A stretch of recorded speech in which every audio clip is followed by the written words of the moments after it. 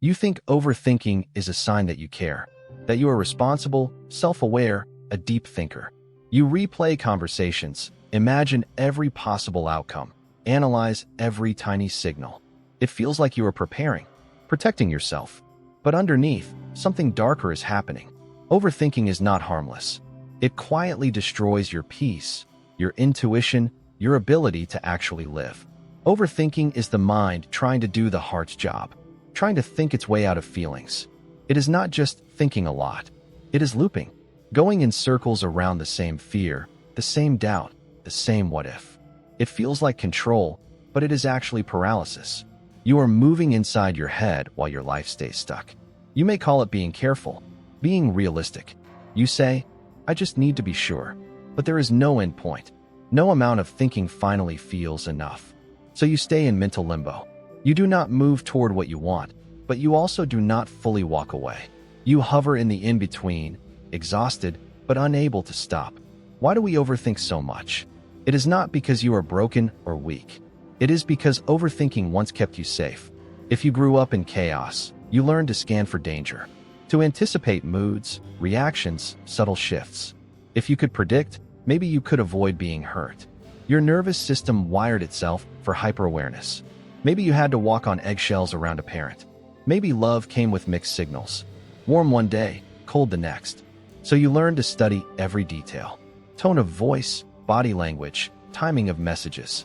Your brain became a radar, always watching, always analyzing, not out of curiosity, but out of survival. Overthinking is often just hypervigilance with better language. The same survival response, dressed up as logic. Your body senses threat, even when there is none, and your mind starts racing to explain it. Why did they say that? What did that look mean? Are they pulling away? Your mind spins stories to match the feeling of danger. It also comes from perfectionism. If mistakes were punished or shamed, you learned that being wrong is not safe. So you try to think your way into a mistake-free life. You analyze every decision for hours. You rehearse what you will say until the words lose meaning. You edit yourself before you even speak. The inner message is simple: do not mess this up. And then there is shame. If you feel not enough at your core, decisions become loaded. It is not just should I send this message. It is if I say the wrong thing, they will see I am not enough. It is not should I leave this job. It is if I choose wrong, I prove I am a failure. No wonder your mind does not stop. It thinks everything is a test of your worth. The dark side of overthinking is that it feels intelligent while it slowly drains your life. It kills presence. You are with people, but not really there. You replay the last sentence they said while they are already on the next topic. You go to sleep, but stay awake inside your head. Your body lies in bed. Your mind keeps running laps. Overthinking also kills intuition. Your deeper self speaks in quiet signals, in subtle feelings, small pulls, soft no's and yes. But overthinking is loud. It shouts doubts over every whisper. It demands certainty. Intuition never offers certainty. It offers direction. Overthinking wants guarantees. So it questions every inner nudge until you no longer trust yourself. It damages relationships. You read between lines that are not there. You assign motives without asking. You test people in your head instead of speaking your needs. You assume they are mad, bored, or done with you based on tiny changes in behavior. Then you react to the story in your mind, not to the person in front of you. Overthinking is also a form of self-sabotage. You talk yourself out of opportunities, out of joy. You convince yourself you are not ready, that it is not the right time, that you need a bit more clarity, a bit more healing, a bit more certainty. Years pass and a bit more. You call it preparation, but deep down, it is fear dressed as wisdom.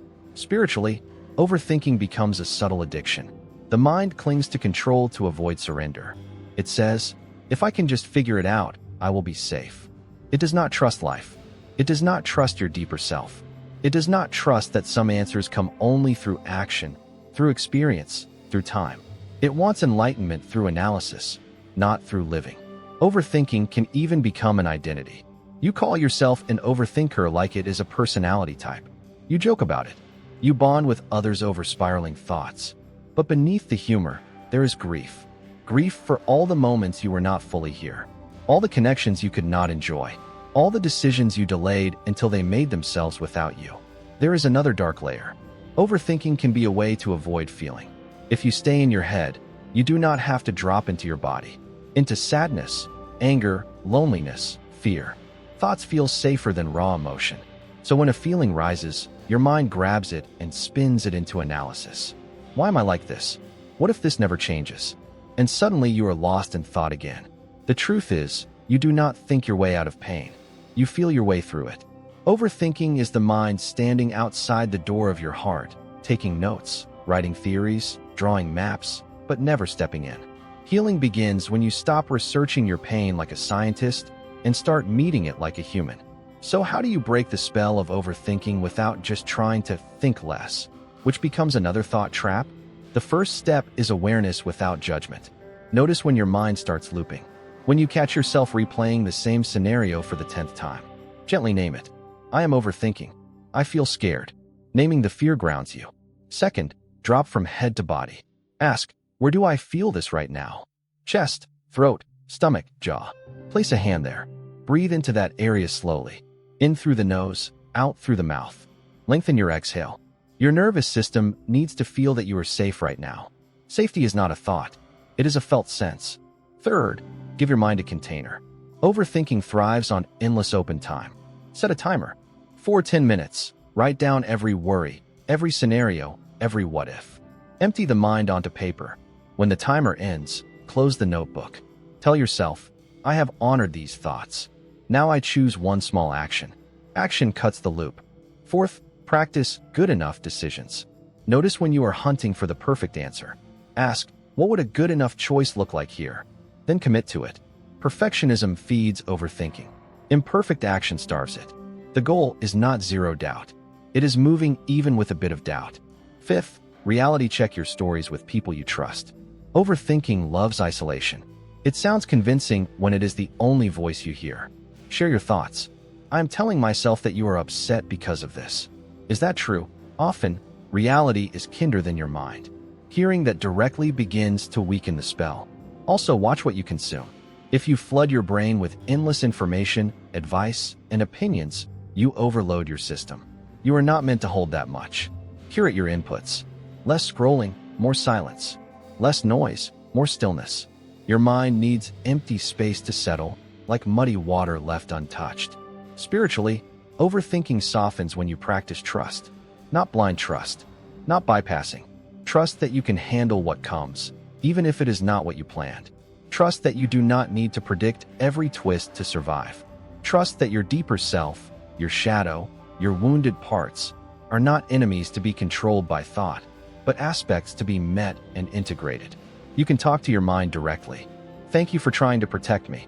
I see you. But right now, we are safe. You can rest. It sounds strange, but it works. The overthinking part of you is still that younger self who had to be on guard. When you reassure it, it slowly learns that constant scanning is no longer required. As you practice this, something shifts. The spaces between spirals get a little bigger. Moments of presence appear. You laugh without analyzing the laugh. You listen without composing your reply. You make a choice and do not obsess over every possible alternate life you could have lived. You feel lighter, not because life is easy, but because you are actually in it. The dark side of overthinking is that it steals you from the only place you can truly live, which is here.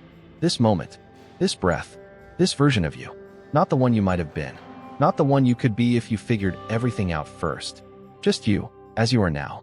If this resonates, it is not because you are doomed to be an overthinker forever. It is because a part of you is tired. Tired of spinning. Tired of analyzing yourself like a problem to fix. Tired of missing your own life while trying to control it. You are not your thoughts. You are the space that can notice them. You are the awareness that can choose when to follow a thought and when to let it pass. Overthinking is a habit, not an identity. Habits can be unlearned. Slowly, gently, one decision at a time. If you want more on healing the mind from within, on trauma, shadow, nervous system healing, and spiritual psychology, subscribe. Like if you recognized your own loops here. Share this with someone who is always in their head but never feels at peace. You do not have to think your way into a better life. You can live your way into it. One quieted thought at a time. One brave, imperfect action at a time.